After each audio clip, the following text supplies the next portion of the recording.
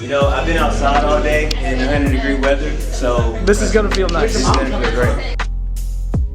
Well, man, hey, thank you guys, everyone here, for being a part in person, but also online, man. If you guys will, make some noise for Fred real quick as he makes it. Yeah. Man, me and Fred go way back, and so, man, I'm just so excited for this next step in your journey. But something I do want to ask you before, this isn't just something we just do, right? Like, this is a commitment. This is a external, this is something you do on the outside to show, like, kind of what God's been doing on the inside. Just like a marriage, just like anything. Yeah, you may have these feelings, but you have a ceremony to show the world, right? So, guys, you and God have been doing stuff in the private, but now it's time to go. So now it's time to go public. And so one thing I got to ask you in simple yes, that you have trusted Jesus as your Savior, as your Lord, as your Master, as your CEO, that He is your ride or die. He's been there for you. And that's something that you're like, yeah, man, that's on me. That's on me. Yes. And then no matter what, and this is, you know, it's easy to say yes to that. Then it's, hey, no matter what, hell or high water, pain or promise, good, bad, whatever it is, I'm a ride for Him no matter what from now on. And that this family, this church family, as crazy as it is, these are the people that are going to hold your arms up. Your family's here, your church family here. You're going to lean into that family and say, man, this is who I run to. I don't run to nothing else. I don't run to anybody else. But I'm going to run to Jesus and my church when stuff gets hard. Yes. Well, man, if you will, hold your nose with one hand. With that profession, man, I baptize you in the name of the Father, the Son, and the Holy Spirit. If y'all will, make some noise for Fred real quick.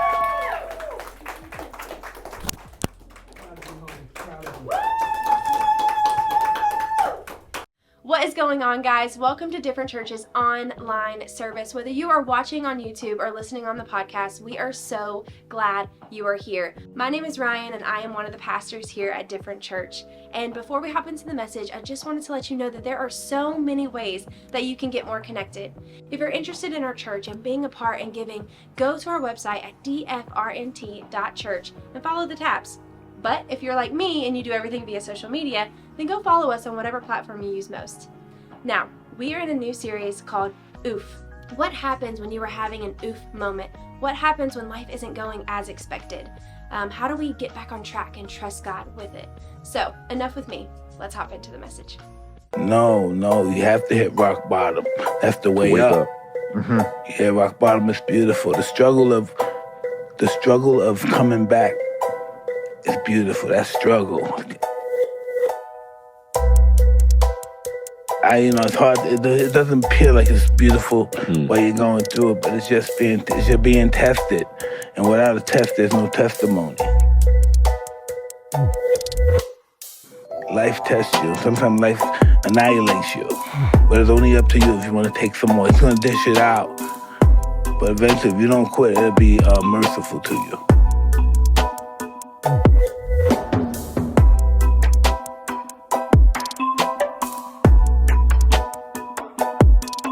Church, how's everybody in house doing real quick? Are we good? Okay. Hey, everybody online, I have no idea where you're watching from, who you're watching with. Maybe you're on the podcast, YouTube. I have TikTok. I have no idea. But you know what I love more than anything else outside of, I love Jesus, I love my wife, I love my daughters, and I love Pokemon a lot. But you know what else I really love? When we hop into a new series. And we hop into a new series this week called Oof. Can you give it to, hey, hold on. My DJ wants to do something real quick. Will you give it to him, DJ, real quick? One more time real quick for the people in the back. Okay, that's what I'm talking about. We are in a series called Oof. And what do I do when I have an oof moment? Like you know how everybody's always feeling good, everybody's good. You walk into church and everybody's blessed and highly favored. There used to be a dude at my old church a long time ago. I remember you'd walk up to him and you go, how are you doing? And he'd say super. And he'd pause and he'd go, natural. And I remember ever since then, anytime someone says, how are you doing? I'm like, super, natural. Just doing something. Have you ever realized nobody, whenever you say, how are you doing, nobody ever goes in sin? How are you doing? Just being disobedient to the Lord. How are you doing? Depressed. How are you doing? Failure at life. How are you doing? Bankrupt. How are you doing? About to get divorced. How are you doing? Nobody ever talks about the oof moments. Therefore, I think all of us tend to just kind of spend time, get alone in our oof moments rather than actually relating to other people. And because can I tell you something? I learned more in my oofs. I learned more in my rock bottom. And can I get transparent? And some of you, hey, online, I know somebody's going to judge me for what I'm about to say, but can I get a little transparent with you real quick? I never got closer to God than when my face was in a toilet after a party and I drank too much and I said, God, I need you to save me. I don't know if I'm going to make it tonight. I need you to come through and do something in my life. When I was heartbroken by somebody, I've never had more heartfelt prayers than when somebody broke my heart, ripped my heart out of my chest. And it's almost like in those moments, in those painful moments, in those broken moments, you begin to cling to something more than you could ever cling to, do something more, say words you never said before. And it's almost like the pain pulled out something inside of you in your prayer life. And it's almost like, what if those moments where you're struggling, what if those moments where you're in pain, what if those were the moments that you cling to? What if those were the moments that you grabbed onto? What if those were the moments that made you who you are? What if those are the moments? But why does God got to teach me in rock bottom? Why can't he teach me in the penthouse? Why can't he teach me whenever I got money? Why can't he teach me in the race? Because you wouldn't listen. God teaches in rock bottom because you don't listen in the penthouse. Because there were seasons where you had enough. There were seasons where you knew where you were going. There were seasons where you had friends. There were seasons where nothing was worried. And guess who you forgot about? Him. And it was almost in those moments when you didn't have the friends, when you didn't have the money, when you didn't have the finances, when you didn't have everything figured out, it was almost in those moments you went, God, actually, I need you. I forgot. You forgot what rock bottom felt when you got to the penthouse. And he says, hey, I'm going to need you to come down a couple notches because I need you to learn something right now in this season. But I just want God to teach me get my money right and then teach me something. Let my relationship work out, let my marriage work out, let everything work out, and then you can teach me something. Teach me something in the good, not the bad. But you know why your season is so hard this season? Because your head is so hard in this season. God's got to be loud because you wouldn't listen unless he was loud. And God's got to be loud because he knows he put something valuable in you, so he will do whatever it takes to get it out because he put something great inside of it, inside of you. And he will do whatever, but you are so hard-headed. So God's like, I got us in a hard season right here because I got to get out the very thing I put in. And I don't like that. I want God to just allow me, hey, let me live my life. I don't want to be in ministry like this. I don't want to go through this. I just want to coast through life. And God's like, I didn't create you for that. That's why you don't have peace. You can have money and not peace. You can have a relationship and not peace. The reason why you ever heard, and this actually isn't even my notes, online. Have you ever heard of holy discontentment? Like you're living the life God called you to, but something's still not there. God put something greater inside of you. Even whenever you're doing the things that you feel like God's asked you to do, there's going to be something because he's got to keep stretching you and stretching you. We do not seek anything on this earth. We seek peace. We have to seek peace. And until we find peace, we will always be discontent. We will always be struggling. We will always have something that we're missing in our lives. But God just, teach me in the good. Teach me in the penthouse. Teach me while I'm eating like 5-star meals. I would really love God to speak to me on a cruise ship. Listen, I want to go down a water slide. I want to go down a water slide and God just be like, hey, Tyler, by the way, this is what you're going to do. Why didn't he tell me my calling in the water slide? Why can't he tell me whenever I'm depositing a check in the bank and he goes, hey, I'm about to call you to do this? Why does he only tell me whenever I got no gas in my tank? And I don't know how I'm going to get to where I'm supposed to get. I don't know how I'm going to pay bills and bless somebody. I don't know how I'm going to do something. And God then goes, hey, guess what? I got something for you. And he speaks to me. But we're not the only ones with oof moments. I'm not the only one that's hit rock bottom.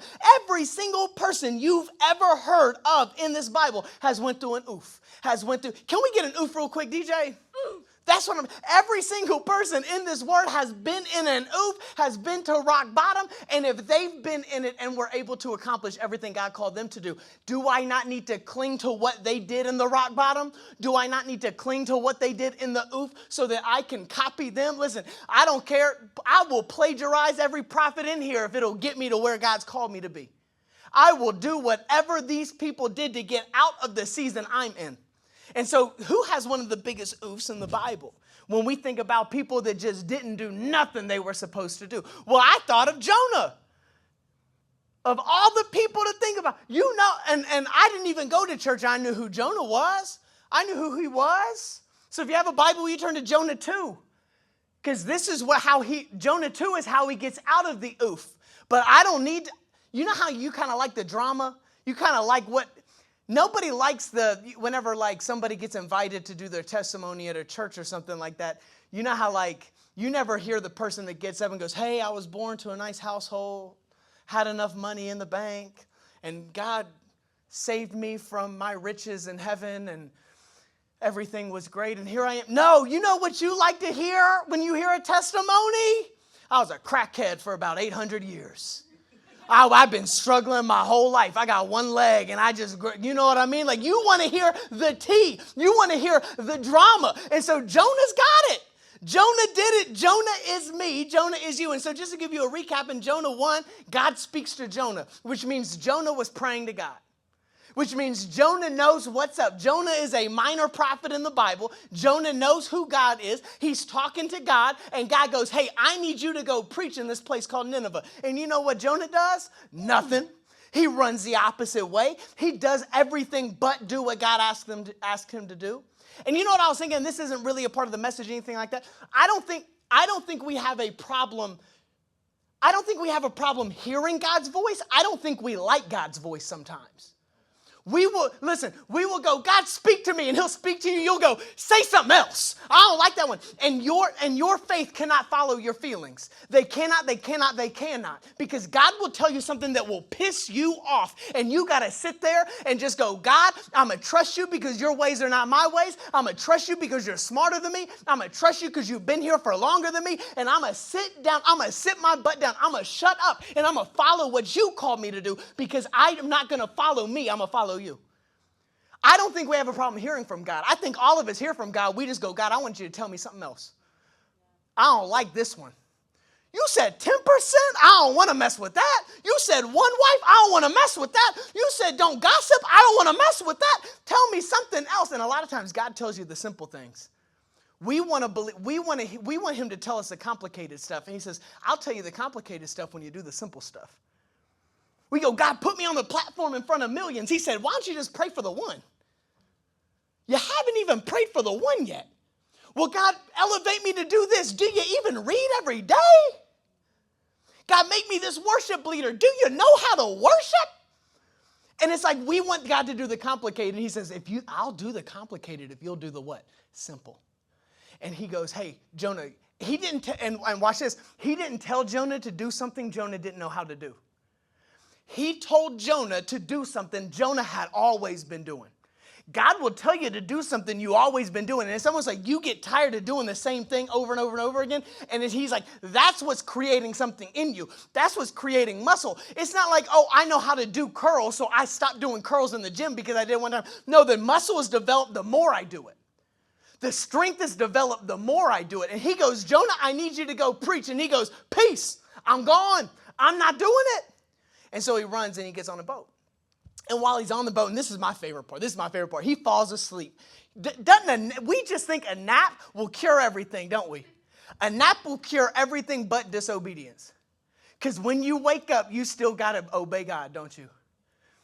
You can put do not disturb on everyone else because they don't live in your heart. You know who lives inside of you? The Holy Spirit. That boy will fall asleep with you. He'll wake up with you. He will wake you up sometimes because you are not being obedient.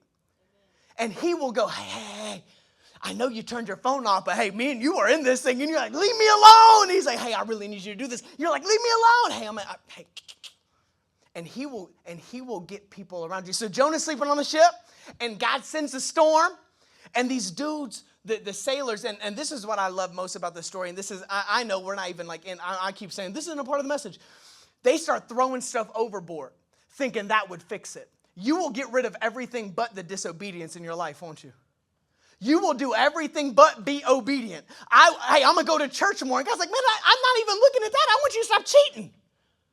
Well, God, I'm going to stop doing this. Well, no, I want you to start doing this. And they start throwing things that weren't causing the storm off the boat. And so then finally these dudes are like, okay, nothing else is on this boat. And they said, who's that dude sleeping down there? And so they pull up on Jonah. They wake him up. And Jonah's like, what's going on? They said, what's your name? He said, Jonah. They said, what God do you serve? Because they were praying to their gods. He says, I serve the God of heaven and earth. That sent, and Jonah said, and Jonah knew. He said, and the one that sent this storm. And they went, it was you. They said, you better get off this boat. They believed Jonah more than Jonah believed Jonah. They believed in Jonah's God more than Jonah believed in Jonah's God. And they said, we need you to get off this boat. And what do? They grab this dude and they throw him off the boat. And what happens? And I'm going to, listen, online, I already know someone's going to go, technically it's not a whale, it's a large fish. I'm going to say whale because it's just easier, okay? I understand the word says fish. It's like whenever we say a serpent, we say a snake. It's just, listen, it's a fish, it's a whale, right? It's sushi. We're all good with that. So if you have a Bible, you turn to Jonah chapter 2, verse 1. Look at what it says. So we saw what got him in the oof. Now, what gets him out? And we're only going to be in 2 verses. I encourage you to read the whole thing. We're only going to be in 2 verses. Jonah 2, verse 1. Then Jonah, this is Jonah's response to being in rock bottom. This is Jonah's response to being in an oof.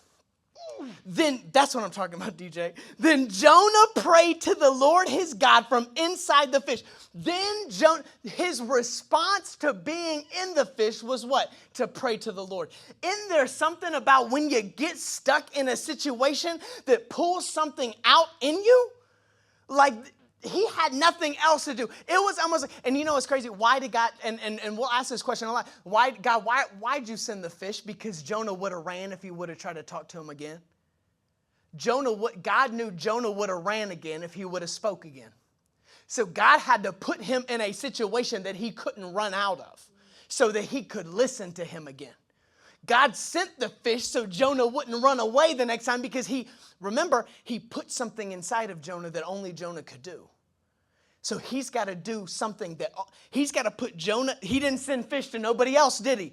Nowhere else in the Bible, God did not just send a bunch of just sharks, just grabbing people until they started following God. He didn't do that.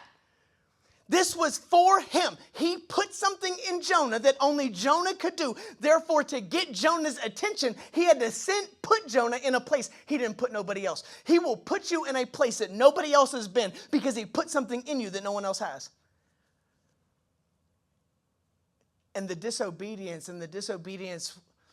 the whale wasn't rock bottom. Running from God was rock bottom.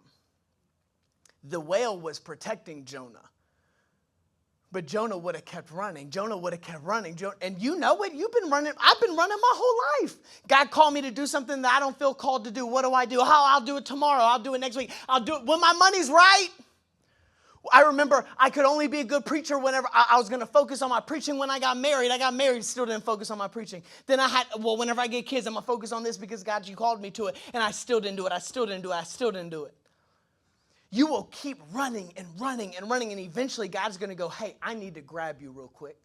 What did my grandma used to say back in the day? I need to snatch you up real quick because you are not going to listen to me.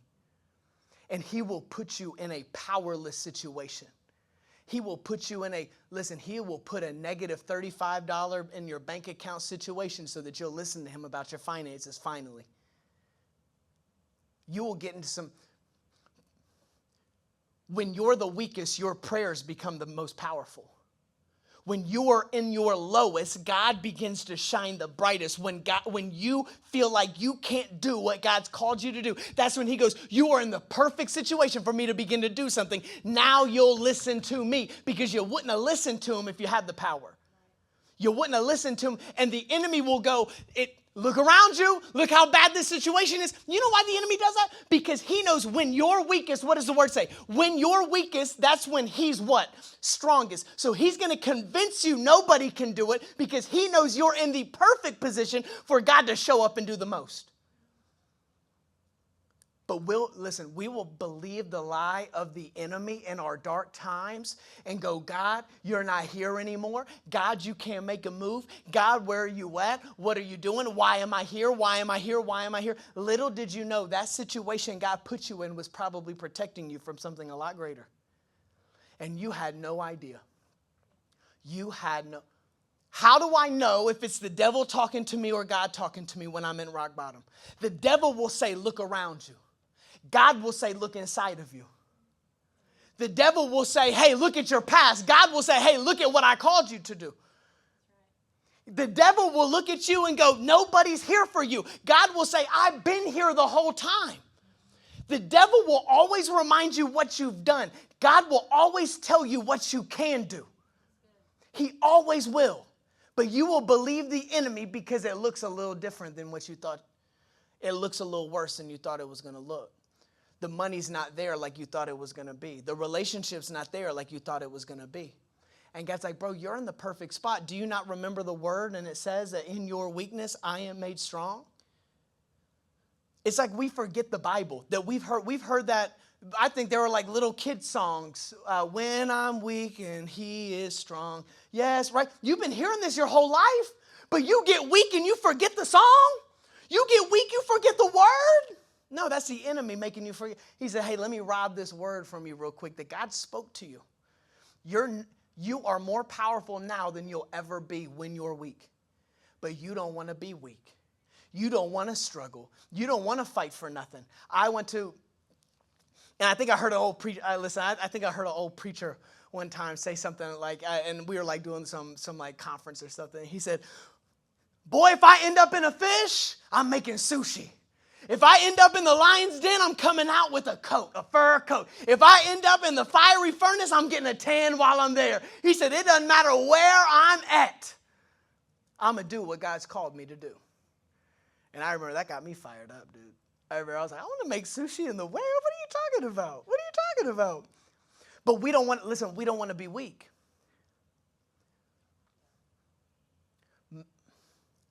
The hardest time in my life is what people ask me to talk about the most. When I get asked to travel and preach, they always ask me, 9 times out of 10, a church will ask me, will you share your testimony? And that sounds great 12 years later. 12 years ago, I was laying in a hospital bed. My brother and my best friend had passed away, and I wanted to commit suicide because I felt guilty for it. It sounds good now, doesn't it? But back then, it didn't feel good. But I couldn't see what God wanted to use in that 12 years ago. 12 years later, I now realize God wanted to give me a platform that I could never imagine. God wanted to change the world with my story like I could never imagine. But I had to go through my weakest time so God could give me a powerful testimony to share to the world. If you are walking through something online, if you are walking through something, God is placing something that nobody else has inside of you so that you can take it to people that nobody else can reach. And they'll just say, hey, man, do your testimony like it wasn't the most traumatic thing I've ever been through in my life. But that's when I have to realize, no, that's why I went through it, so that I could share it. That's why I've been through it. But as I'm thinking about Jonah, Jonah's a preacher. Jonah's a Christian. How does a Christian hit rock bottom? How does a preacher hit rock bottom? And I know he's got to be thinking he's in this fish. The first thing, and I know that it only says like, okay, he gets eaten by the fish, and then Jonah prayed. I know he sat there for a second and didn't pray. I know there was a little time, because he's a human like me. He's scrunched up in the fish, just mad he got there. Mad. And then you know what he's got to start thinking? No other preacher is laying in a fish right now. You know he starts comparing himself to other preachers, because I do it. You do it. You compare yourself to other moms, other dads, other people.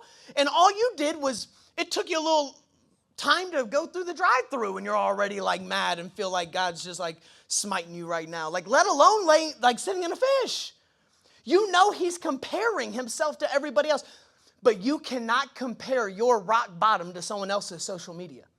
You cannot. Because the moment you and your spouse will start fighting, and you'll get on social media and you'll see someone getting on a cruise, and you'll go, look at that. Look at them. And God's like, bro, stop looking at them. Look at you guys and grow. And then whatever happens, right? You'll see somebody that's been working out. You haven't worked out in years, and you'll go, look at that. And you'll start comparing yourself. You'll start feeling shame and guilt about yourself. And God's like, bro, why are you looking at them? I gave you a different path. Do I want you to grow? Yes, I gave you a different path. And very few people can relate to the cruise ship testimony. Most people can compare themselves to the chaotic testimony. But you'll get so mad when you don't have that social media. They're following. They're this, they're this, they're this. You're stuck in the fish.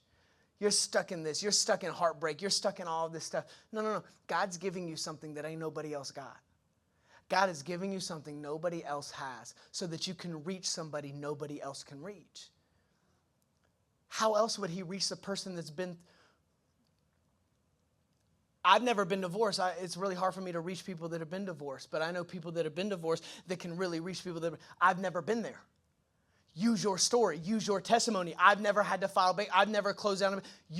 I've never lost a child. Use your testimony. I've never lost a spouse. Use your testimony. I can't do things you can do because I don't have your story, just like you don't have my story. That's what makes you different. That's what makes you unique. Stop running away from the thing God put in your life. Use it. Use it. Use it. Or you're wasting it. And then, Olivia, if you want to come up, because look at what it says. Then Jonah prayed to the Lord his God from inside the fish. He said, I cried out to the Lord in my great trouble. And what does it say? What does it say? What does it say?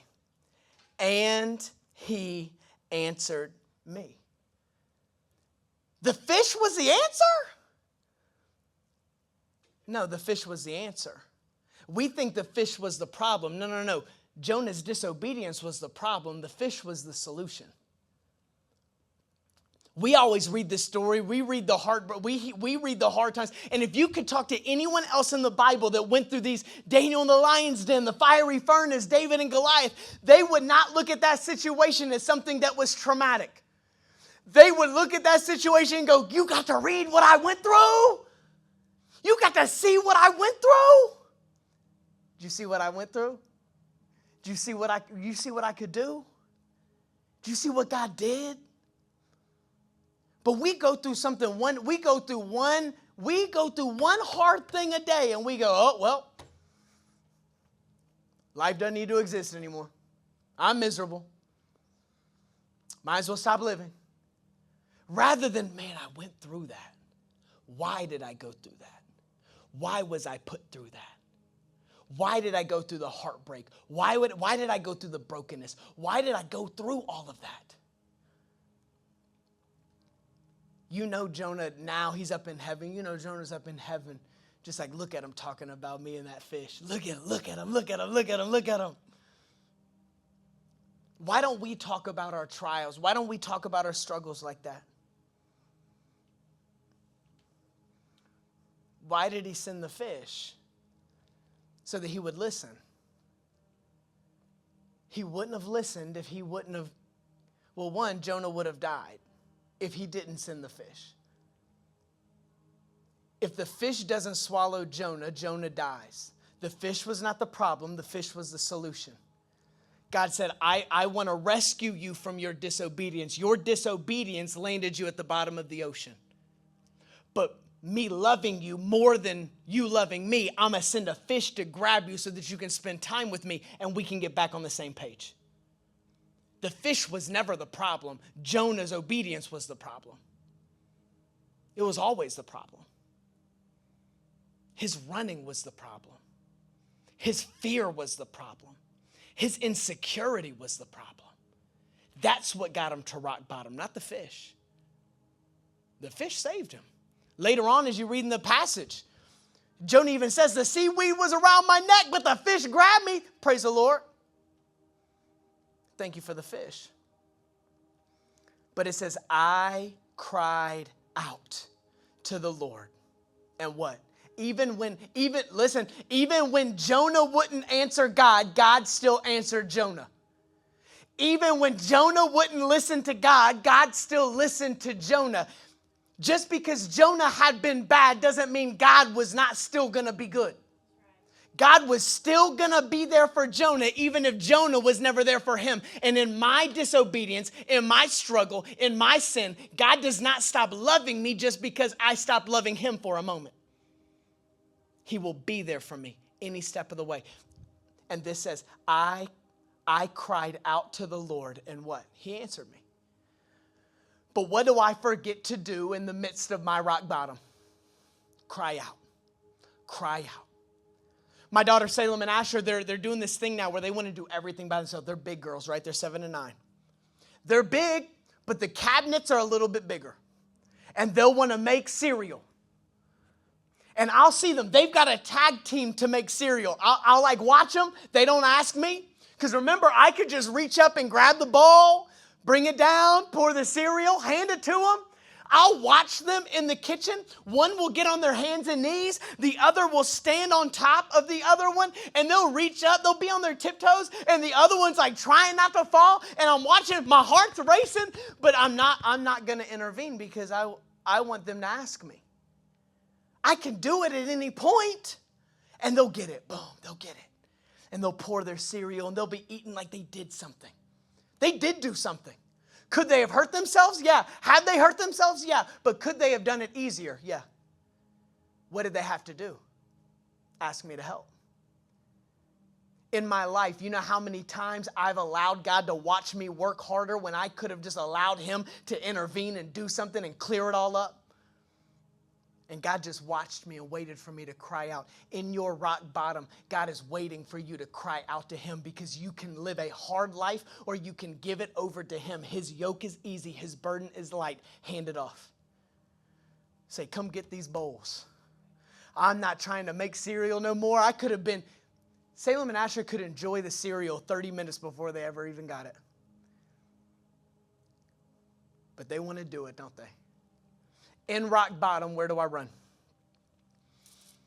Where do I run in rock bottom? Because where you run in rock bottom determines how long you spend in rock bottom. Can I grab something real quick? And don't freak out online. Don't do this to me. Podcast, I got to grab a drink real quick. Where you run in rock bottom determines how long you spend in rock bottom, and we'll run everywhere but to God in rock bottom, won't we? Why? Because it's easier to open a bottle than it is to open the Bible, isn't it? It's easier to pour a shot than to pray to the Savior, isn't it? It is easier to drink it away than it is to talk to God about it through the whole situation. But can I tell you, there is not enough alcohol you can drink that can get you out of rock bottom. There's not enough food you can eat that can get you out of rock bottom. There's not enough porn you can watch that can get you out of rock bottom. There's not enough shows on Netflix you can binge to get you out of rock bottom. There are two things you can do in rock bottom. You can stand on the rock and stay at the rock, or you can stand on the rock and look to the rock and go, God, I know you've been here this whole time. I'm going to put this stuff down and I'm going to chase after you because I know you're the only one that can get me off this rock. But we'll do everything but chase after him, won't we? We'll do everything but cry out. The bartender knows you better than God knows you.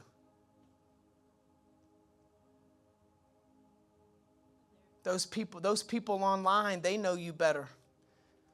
Those DMs, that lady that's not your wife, that man that is not your husband knows you better than God knows you. And Pornhub knows you better than God knows you.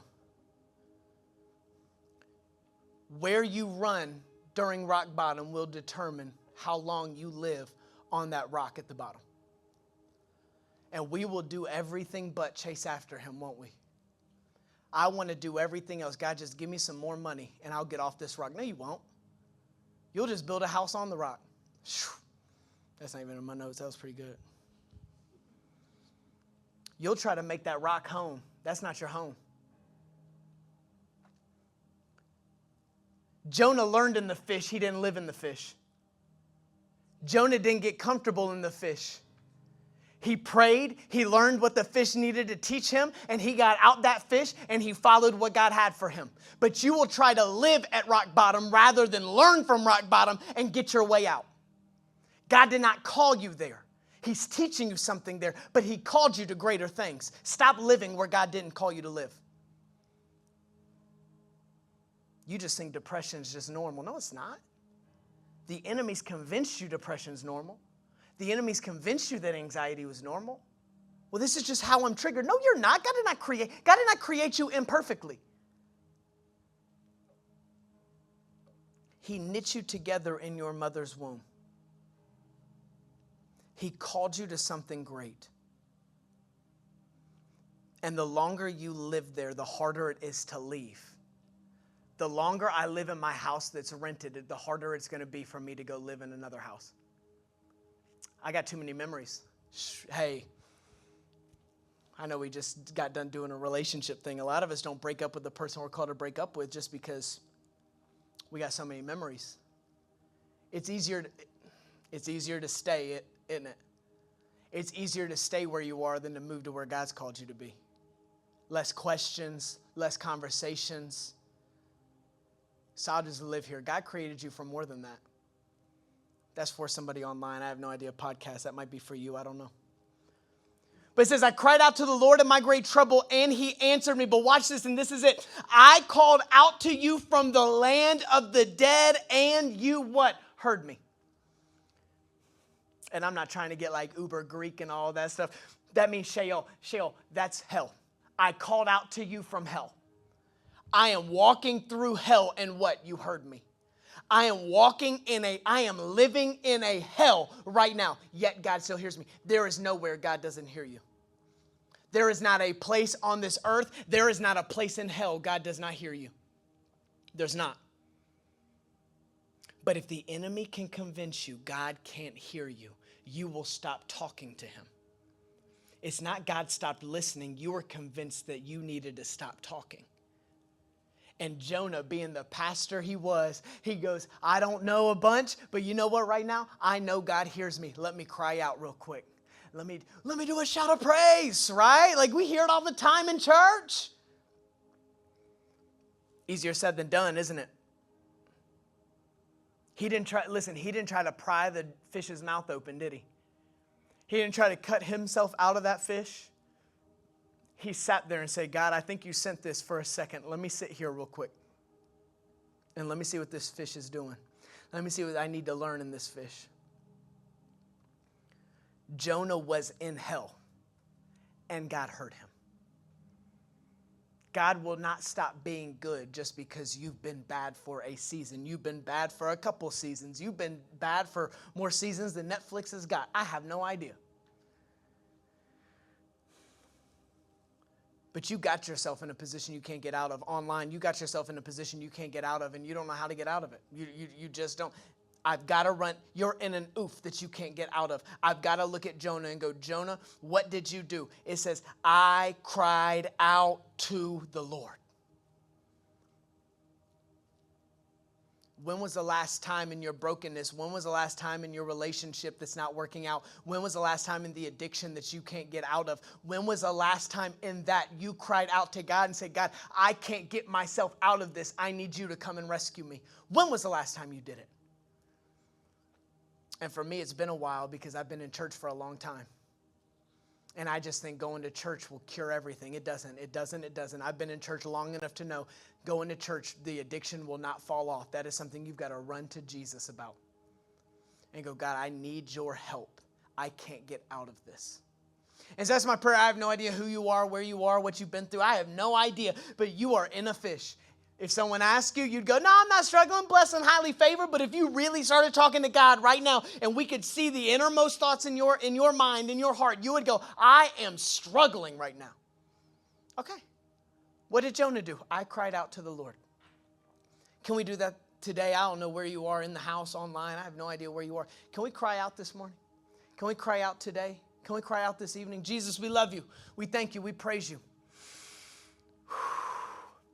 Thank you for the fish. Thank you for the protection. I may not understand why I'm here. I may not understand everything you got for me here. I may not understand what you're trying to teach me. But God, I'm going to stop running and I'm going to listen. I'm going to talk to you. It's been a while since I really talked about my addiction. I've been saying thank you for this food, amen, for a long time. Today, I'm going to say, God, I need you to get me out. I need you to get me out of the depression. I need you to get me out of the anxiety, the brokenness, the despair, the hopelessness, the faithlessness. I'm scared. I walk in fear every single day, and I'm done doing it. And I need you to intervene. I'm done doing it on my own. I'm not going to pry this fish open. I'm going to let it spit me out when I've learned everything I need to learn. And God, I'm sorry when I've ran to everything else. I've ran to a bottle over your word. I've ran to porn over prayer. I've just tried to make more money rather than trusting you with my money. The bartender downtown knows me better than you know me. It's been a long time since I've been in church, and I've blamed everyone else but myself. And I'm ready to give it all to you. I can't do this on my own. I don't want to do this on my own. I want to see you move like I never have before. Lord, we love you. We thank you. We praise you. It's your name we pray, and everybody said, amen. Hey, what's up? My name's Tyler, and you are a part of our Different Church YouTube campus. And I just want to say thank you. I'm the pastor here. And here's a few things that you can do to stay a part. 1, subscribe and hit the notification bell. Be alerted anytime something drops or releases. We want you to be a part. We want you to be encouraged and inspired and figure out what your different is. But maybe you want to tell your auntie, your uncle, your cousin, whoever. Maybe you want to send that, just share it. Because what I've learned in ministry, people will open a link to a church long before they ever open the door to a church. And maybe you're on Instagram or Facebook or Twitter. Follow us, Different Church Nashville. Be a part. See what we're doing every single day. And maybe, last but not least, you're an OG. You're a real one. You really want to get plugged in. All you got to do is go to different.church. That's DFRNT.church to find out more about us, the church, how to give, how to be a part, all of that. But I love you, and I will see you next video.